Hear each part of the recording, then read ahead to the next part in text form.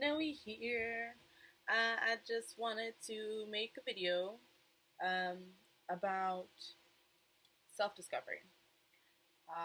If you've stumbled across this page, whether from here or from my social media, it's a topic that it's the main topic. It is the topic that I focus on, self-discovery. Now, self-discovery can mean many different things to many different people.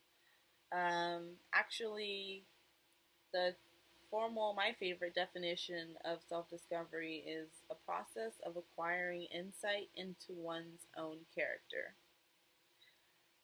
I think that sums it up quite well. It's a process, it takes time, and it's almost like a spiritual practice. It's not something that can be accomplished overnight. It's a daily practice. It's something that you continually work on for the rest of your life. That may seem a little intimidating, but that is, in fact, the goal of this. So um, that is self discovery. I'm going to go a little bit more into it in depth um, in the next few portions of the video. Um, so as you know, I've created not self discovery. I've created Poetic Touch as a safe haven for women of color on the journey of self discovery.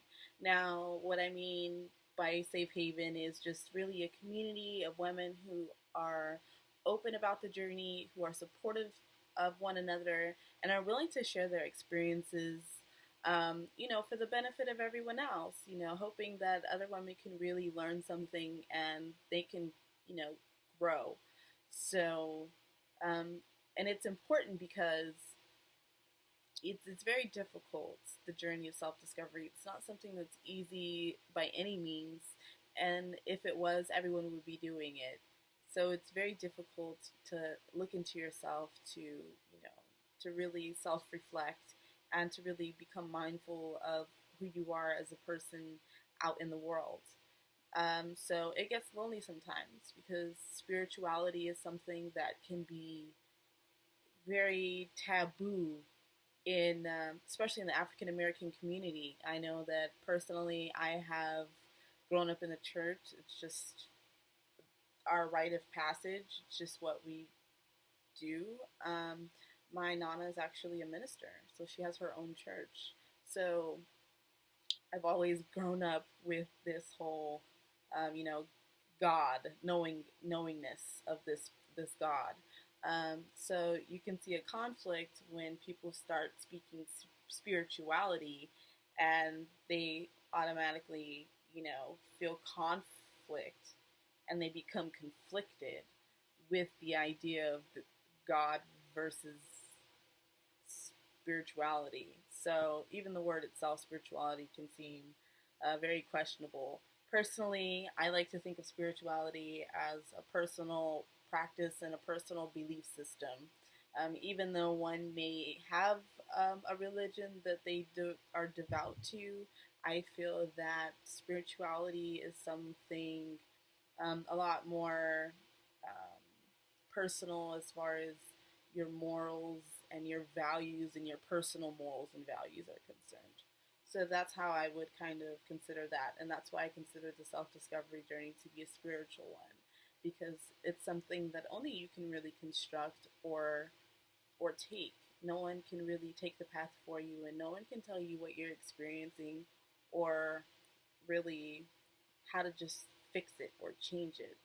It's something that only you can really know.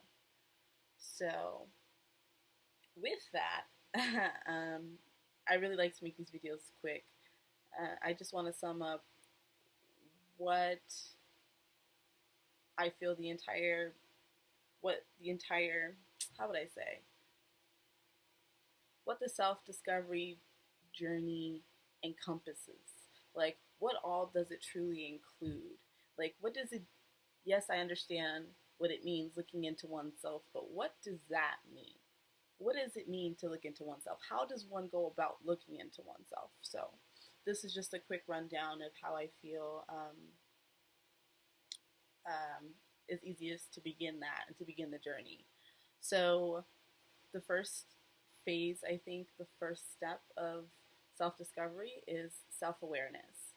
So if you are not aware of your actions, or if you are not, yeah, if you're not aware of your actions or aware of the way that you're behaving in all aspects of life, um, it can be really easy to kind of, just let it go by as something that passively happens, something that happens subconsciously.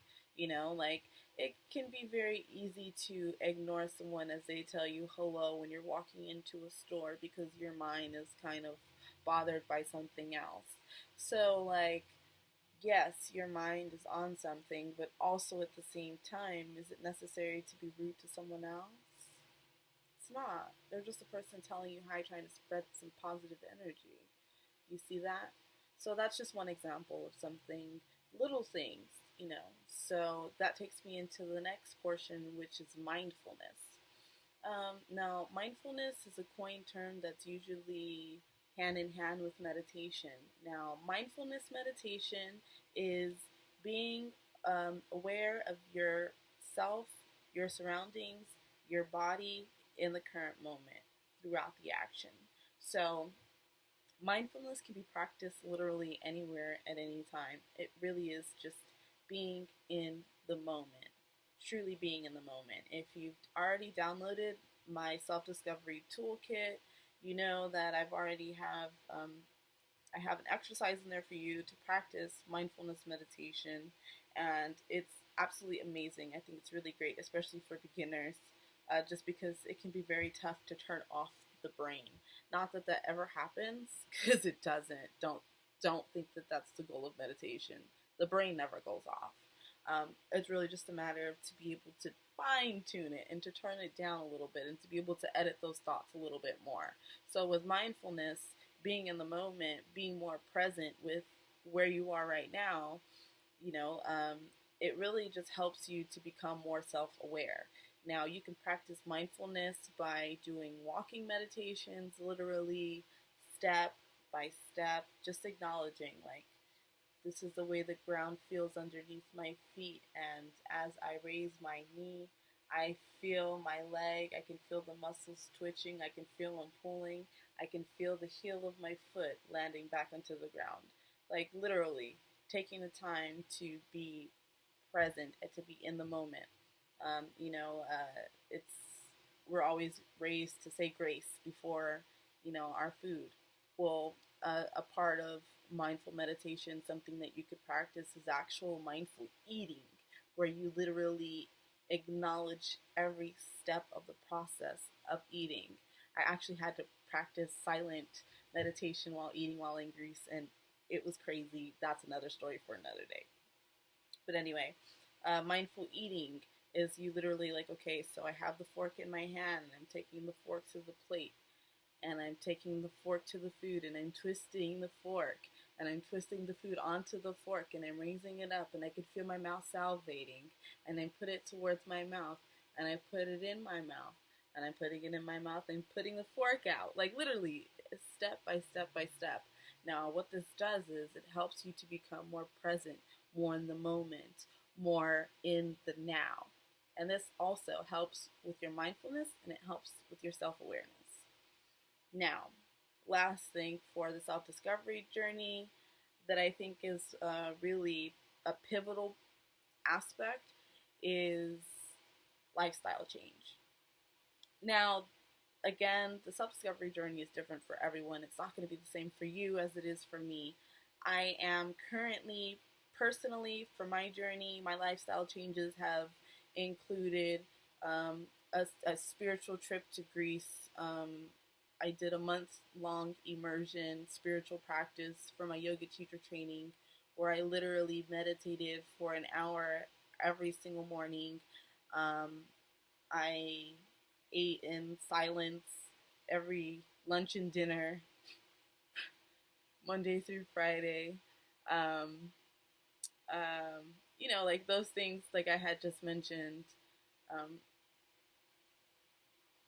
like yeah, it's a lot. So um, my journey has included that, and then the travel of doing it alone, doing a solo travel.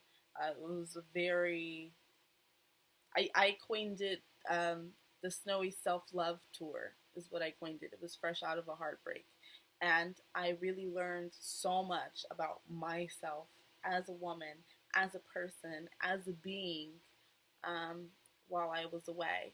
So um, like these are things not I'm not telling you to try and go to Greece or try and go to teacher training. What I am telling you is find your own Greece, find your own teacher training, find something like that works for you and your personality. You don't have to go all out of your way and go quarter life crisis like I did. Like literally find something. If you want to take art classes, take your ass to the junior college and take some art classes.